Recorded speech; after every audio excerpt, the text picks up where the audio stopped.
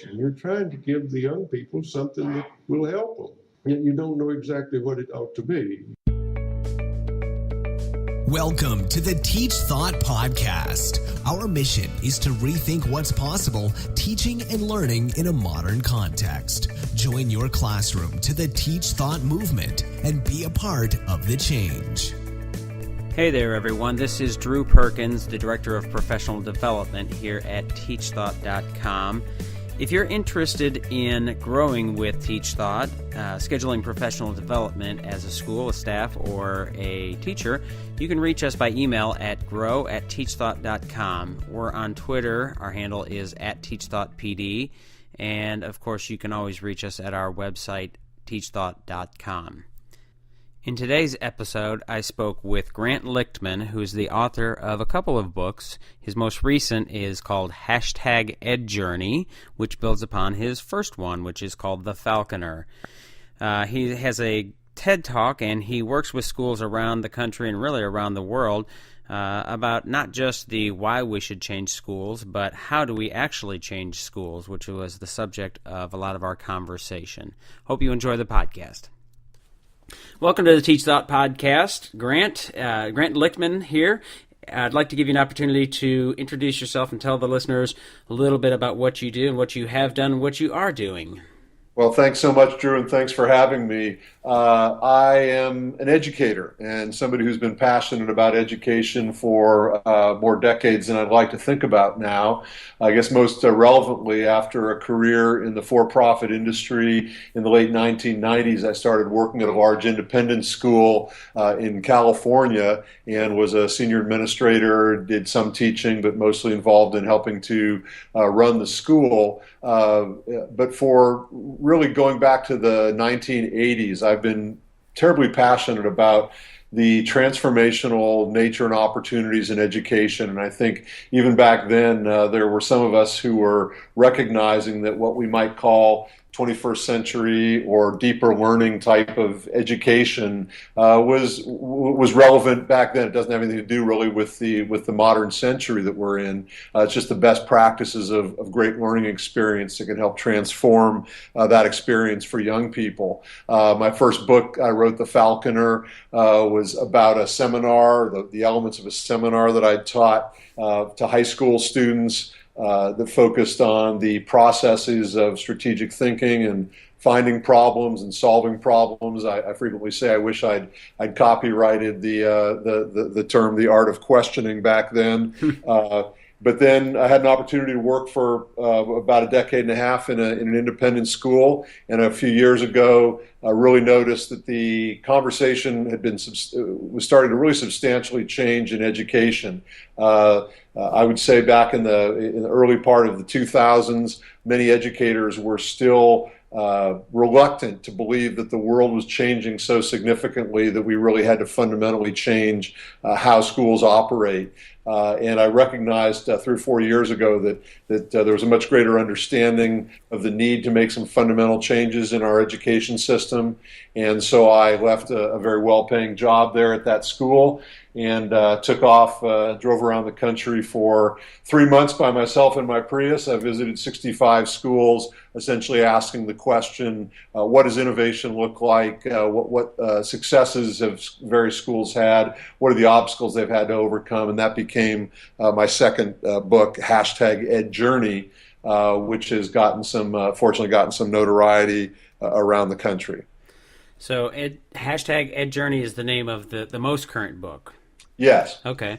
So, I first heard of you or came across you when you were either on or had just finished or something. It was very close to that sort of barnstorming tour that you did that was in relation to the Falconer.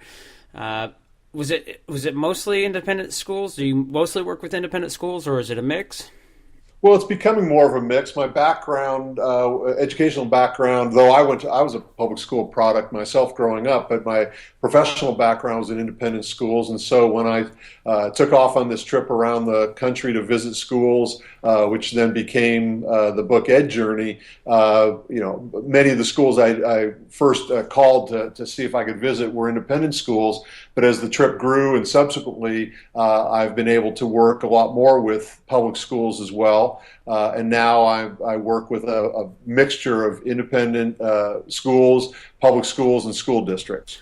So as you said before we went live here that you most recently or very recently were in New Zealand. What's the difference that you see between independent schools and public schools and schools in other countries, or is there much of a difference? I really found in my travels, and again now I've probably been able to visit in the last 3 years. I've visited well over 100 schools and districts. I've probably been able to interact with something on the order of 10,000 K-12 educators. And I really focus on the similarities more than the differences. I think one of the big takeaways that's in #EdJourney in the book is that the obstacles that schools face and the way they overcome those obstacles in terms of changing and innovating in order to better meet the needs of students who are going to be facing a very different future than they have in past generations.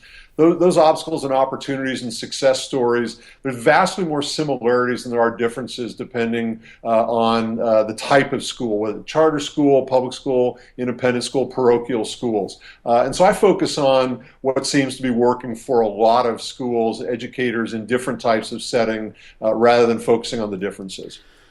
Okay, so as you think about the future of schools and where you think we're going to be going, what would you say? Where are we going to be in 10 years? Do you have any big predictions, hopes? Well, I do have some big predictions, and I wrote about them most recently. By the way, most of the articles or blogs that I might reference, the things that I've written can be found on my, and I'm not trying to promote my website, but it's a good resource just like Teach Thought is, grantlichtman.com on my resource page. It's an article I wrote for some folks at Harvard who are looking at the future of teaching trends.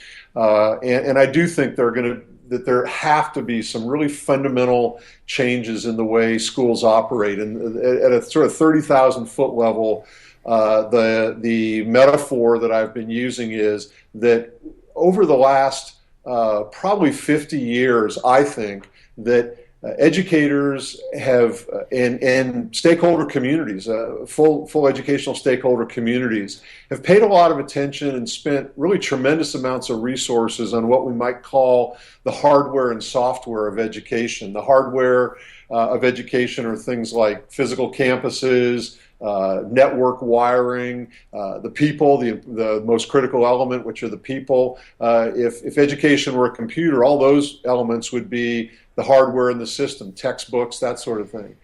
Software of the system would be things like actual software and applications and learning programs.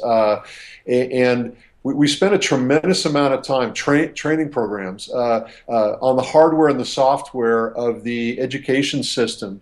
The problem is that there hasn't been a fundamental redesign of the education operating system in 150 years. The basic operating system, the basic foundational elements of how a school is structured around the use of time and physical space and the organization of classes by subject and discipline and how teachers are trained to operate in those spaces.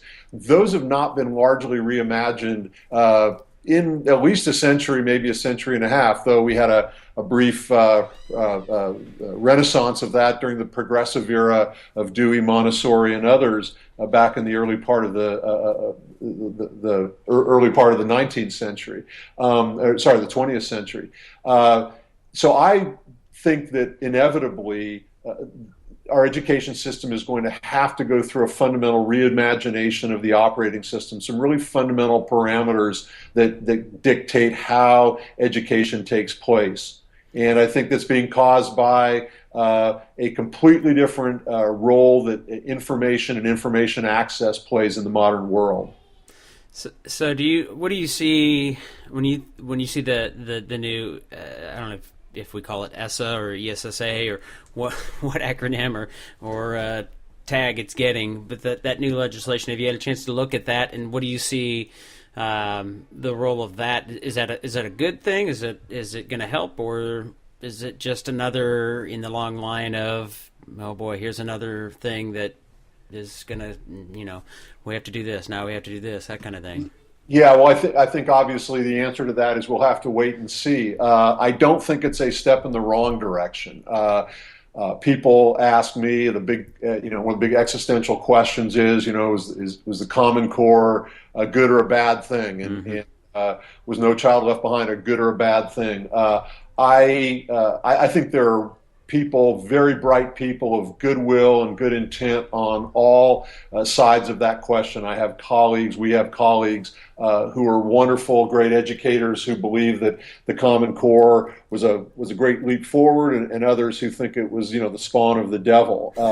And I just don't fall in either one of those camps. So let me just start with the Common Core. I think the Common Core, where schools and districts view the Common Core as a goal to which they hope to accede someday, they're making a real mistake. I think if they see it as a floor or a boundary, a foundational condition from which they can launch in directions that they couldn't have launched under the previous standards, I think they're gaining a tremendous amount of benefit. I think what is universally or almost universally been accepted now, and the reason that legislation was necessary and so important is that finally there was the realization that the amount of time and energy and resources taken up of students testing and educators teaching to the test was just inexcusable and a real failing of the system. So if that new legislation results in a greater breadth of opportunity or latitude for educators to teach broadly within the context of Common Core goals and not focus so dramatically on objective tests and use those tests for things to which they never were intended, then I think it is a step in the right direction. Yeah, it always amazes me. I mean, I've had sort of, what do you call, virtual conversations, or maybe, I don't think it's productive to get into arguments online and Twitter or Facebook, but this whole movement against Common Core, which I totally understand. I mean, I get, like you said, some people see it as the devil and all of that. I see it as a tool. It's not a curriculum, and I think that's a mistake that schools and teachers make the mistake. That is a fundamental mistake. It is not a curriculum. It is a tool, and to me, it's sort of a spectrum of sophistication of what we want. I mean, I've yet to meet a parent or a teacher who doesn't want their students to read, write, and speak and listen, and do that effectively. And the math Common Core seems to me to be different, and that's frustrating as a parent who hasn't been taught that way. But I don't see myself as being very good at math, and I really see a lot of value in how that deeper understanding is embedded. Now, does it need to be tweaked? Does it need to be somewhat different? Okay, and I'm certainly not the expert in math by any stretch of the imagination, but when I hear teachers say, and I've had teachers and I've had parents say that the teachers have to teach to a test for Common Core, and I said, but I think you're making a mistake. The teachers don't have to unless they're being told to, and if they're being told to, then somebody's telling them the wrong thing, because that's certainly not the case with Common Core as I understand it. Yeah, I certainly agree, and I've visited and worked with schools that I think are just some of the greatest exemplars of, whether you want to call it 21st century or deeper learning or a more progressive learning experience, that are Common Core standard schools. They meet all of the standards. So I do see it. I see it as a tool. I see it as a set of guideposts, and it gives people flexibility. It was interesting when you mentioned New Zealand. When I was in New Zealand, they have similar government standards down there. And by the way, folks educators in New Zealand are doing some just amazing things in education that we should all be taking note of. They've had similar conversations, and I sat with two educators sort of debating some of their standards, and one said, but look, we're required to do this, this, and this. And the other said, no, you're not. Go back and read the standards. You've sort of developed there's sort of been a mythology that's grown up, and I think we have the same sense here. There's a mythology that's grown up about what you actually have to do and where the points of latitude are. And so I'd encourage people to go back and look and see what the standards really say, and then be very expansive and creative in their thinking about how those standards can actually be achieved. And I've seen just some amazing things happening at some public schools that are operating within the standards, and they're doing some just incredible stuff. So one of the questions that I like to ask, and it's really about the purpose of school, but I'd like to rephrase it because you kind of came at it a little bit different perspective, maybe. One of my favorite articles on Teach Thought is, "Are we teaching content or are we teaching thought?"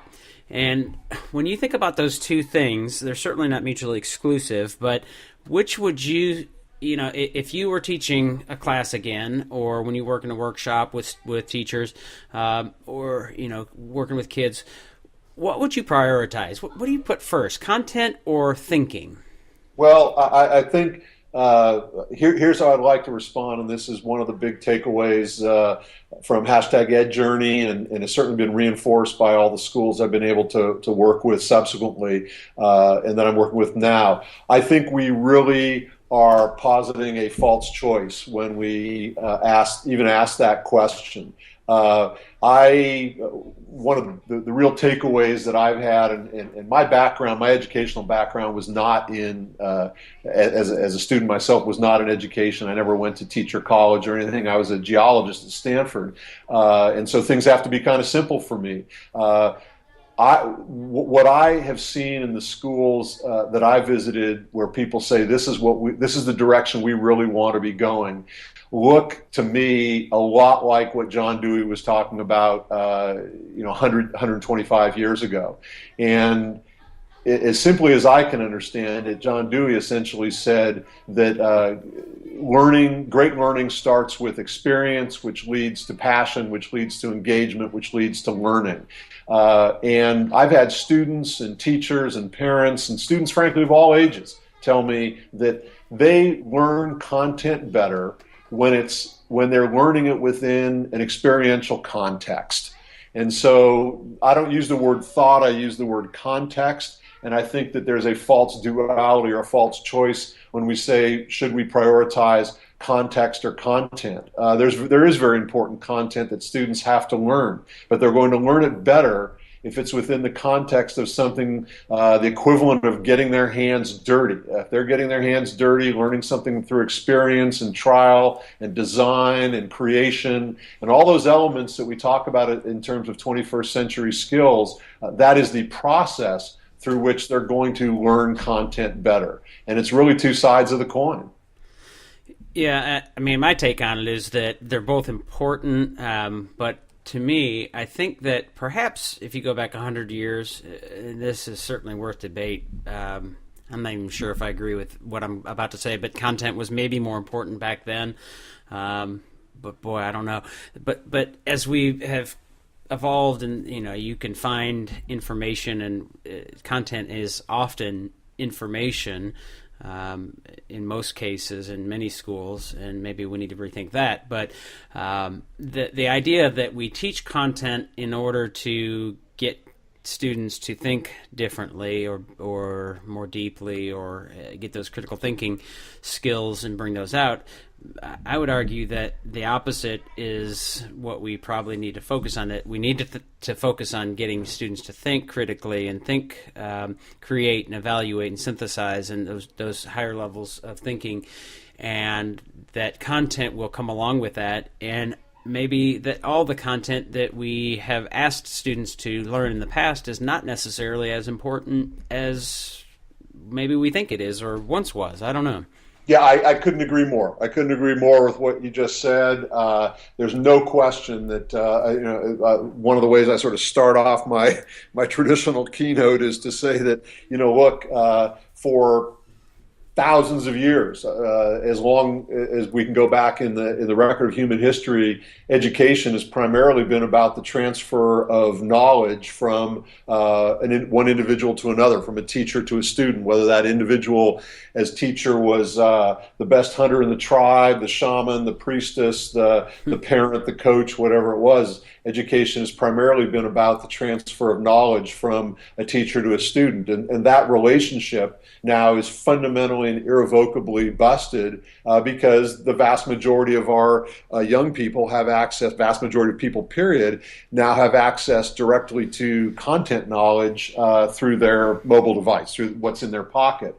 And so clearly, that reason for existence, and this goes back to what I said about having to fundamentally reimagine the operating system of a school, that basic reason for the existence of schools has not gone away, but it is in the process of going away. And if we don't reimagine and reboot the fundamental reason for schools to exist, they're going to become decreasingly relevant. And in fact, schools are becoming decreasingly relevant right now because if we put our goals based in that idea of content knowledge. Yeah, one of the things, I used to do some work with an organization, and they partnered with a really great organization that focused on students, getting more students into college and making them more successful in college, if you will. But really it was creating that college-going culture. And one of the things that I always thought was amazing, and it's not their fault, certainly wasn't really their role, their mission, but all of those things are wonderful. Like, how do you get students to know about college, to aspire to college, and all of those things? But it seemed to me like you're missing part of the point here. And I remember I was a high school senior, and I told my parents. My mom was a high school teacher and ended up being a principal. She was my high school teacher for a very short time, and I forced her out. I moved. She had to move to a different job, to a gifted and talented coordinator or something.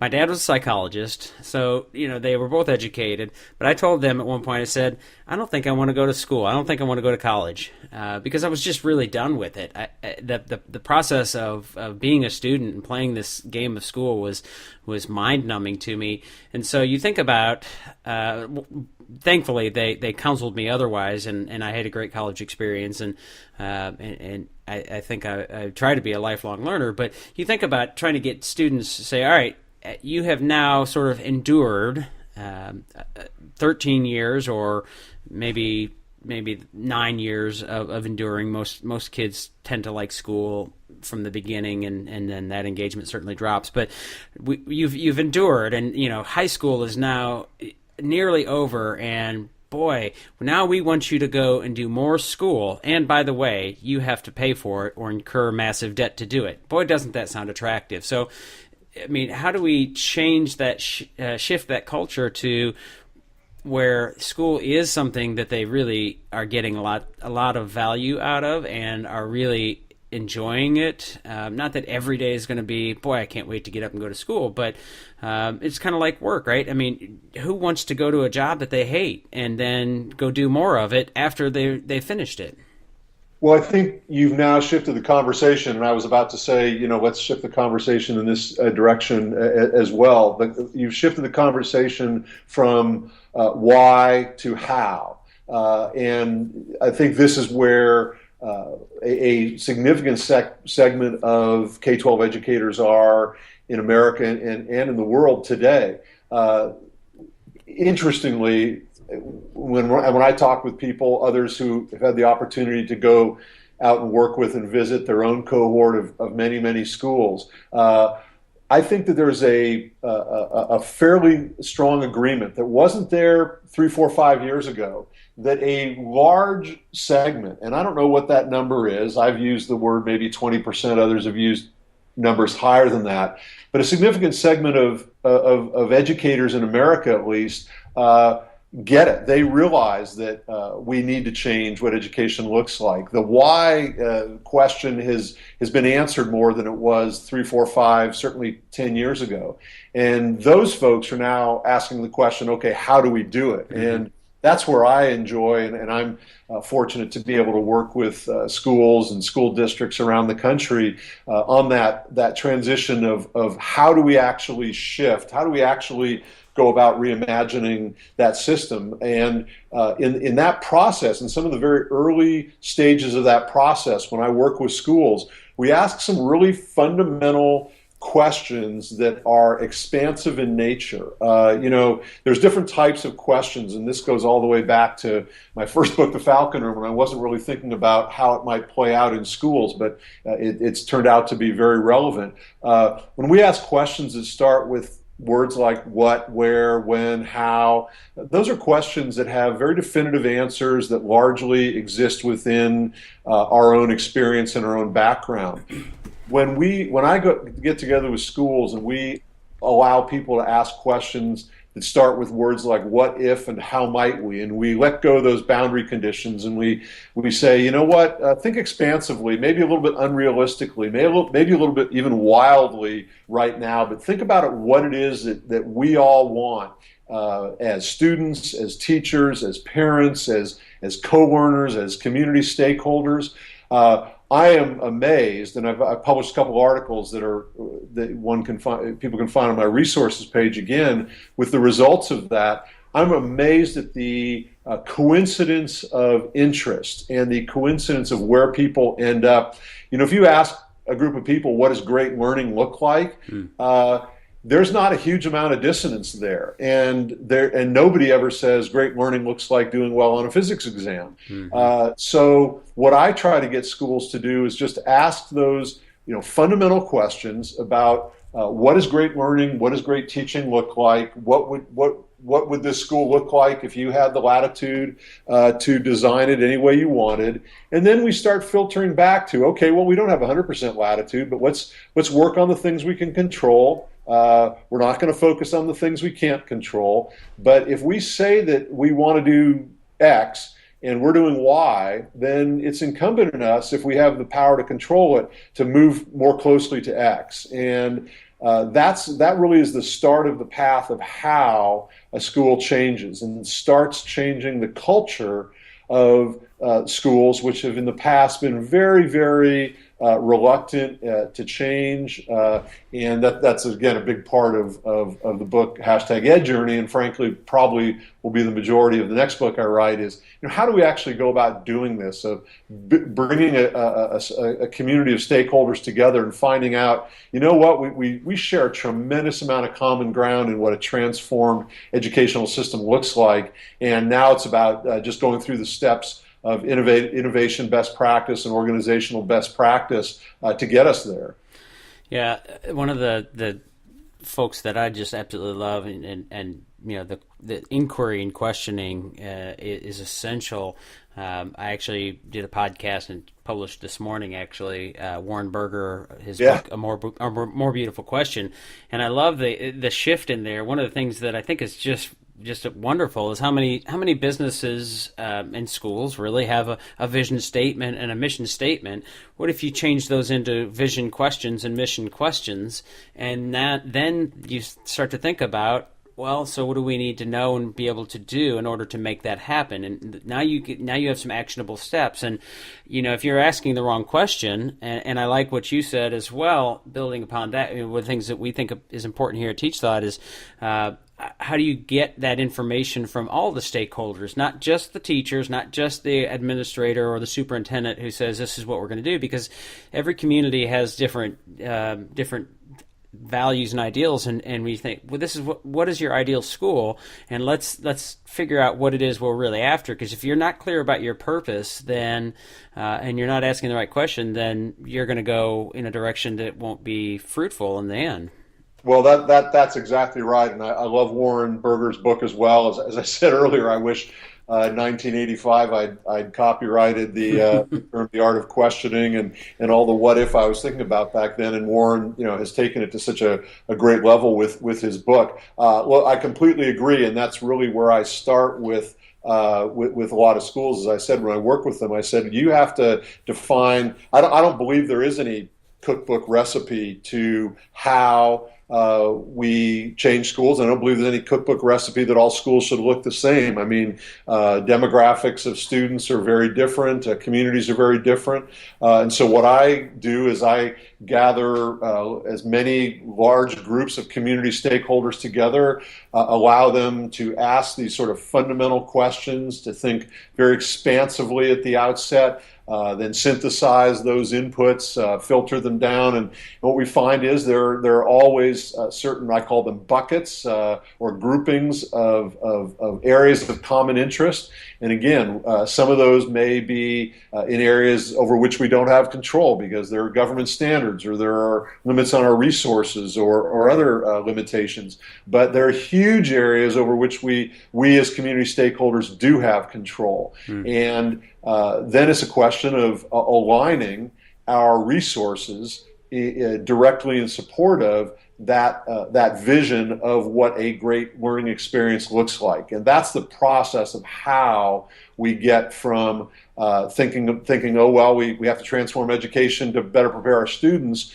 to how are we actually going to do that in our school setting. And it's not, I don't believe it's rocket science. I've extrapolated a lot from the non-education world of and studies of innovative organizations and cultural change in organizations, businesses over the last 400 or 500 years. And there's some very common themes and elements there that work just as well in schools as in any other type of organization. It's a question of just having the will to start that process. So we talked about Warren Berger's book. Are there any books or things that you've seen or read or visits in particular that you've done that have really been sort of profound, things that you've come across recently, more recently, that folks you think they should absolutely check out? Yeah, there really are, and I'll say I try my best to share as many of those on my blog. So, one has to filter, how far back people go in blog posts. But the blog at grantlichtman.com, I try to share those as frequently as possible. Every school I visit, I write about. Every book that I read that's worthwhile, I try to summarize and write about. So I think that's probably the best resource where I provide those materials in detail. But yeah, I'll say, for example, some of the books that have really influenced me in the last few years, a number of them don't come out of education. Creativity Inc., which is the story of Pixar. Pixar, yeah. Written by Alex Catmull, one of the two founders of Pixar. Right. Extraordinary book that educators should read. Really great. One is called Simple Rules that I've now extrapolate and sort of quasi-teach these books as take them and use them as parts of my workshops. The book Simple Rules has to do with how organizations get past having the same decisions and discussions over and over and over again by creating some simple rules, just like doctors did when they came up with the triage system for field hospitals in war. Is another great book. Another great book that I think has a lot of application is Rise of the DEO, the Design Executive Officer, by two women who have a great deal of experience in the power of design thinking implemented in classrooms, and of course Creative Confidence by the Kelly brothers, David Kelly, the founder of IDEO and the Stanford D School. So there are many books. I try to summarize those, use them in our workshops, and then post some of the key takeaways on my blog. Oh, fantastic! Well, we'll link those in the podcast post when we get this posted, so folks can get a hold of you. Or the blog is, you said, say it again, Grant Lichtman. It's just at grantlichtman.com. Okay. Is my website, and the blog is embedded there, and they can subscribe to it or find it there. Okay, so GrantLichtman.com, and your Twitter handle at Grant Lichtman. Okay. And that's really the best way for people to get a hold of me. I think I pretty much respond to anybody who includes my handle in a tweet. It's gotten to be such a powerful tool for all of us educators. I urge everybody to become active in the Twitter sphere. Okay, so you've got the Falconer book, which is a few years old, the newer book, #EdJourney. We'll link those in the podcast. Anything else that is prescient and we need to share? Well, I think those are probably the principal ones. Again, the resources page on my website has got a number of the articles that I've written in scholarly magazines and been able to get published. And so those are the best resources I have. And if folks are interested in chatting, they can tweet me, and I'm sure we can hook up. All right, great deal. Thanks so much for joining us. Definitely check out the website, and we'll get this published and up, and hopefully folks can connect with you that way. Hey, thanks, Drew. I appreciate it, and appreciate what you guys are doing at Teach Thought and all the great work you're doing. All right, keep up the good fight. Okay, take care. All right, bye. That'll do it for today. Thanks for listening. If you didn't hate it, please give us a quick review on iTunes. We record weekly and sometimes multiple episodes per week. Questions? Email us at podcast@teachthought.com or find us on the Teach Thought Twitter account @TeachThought.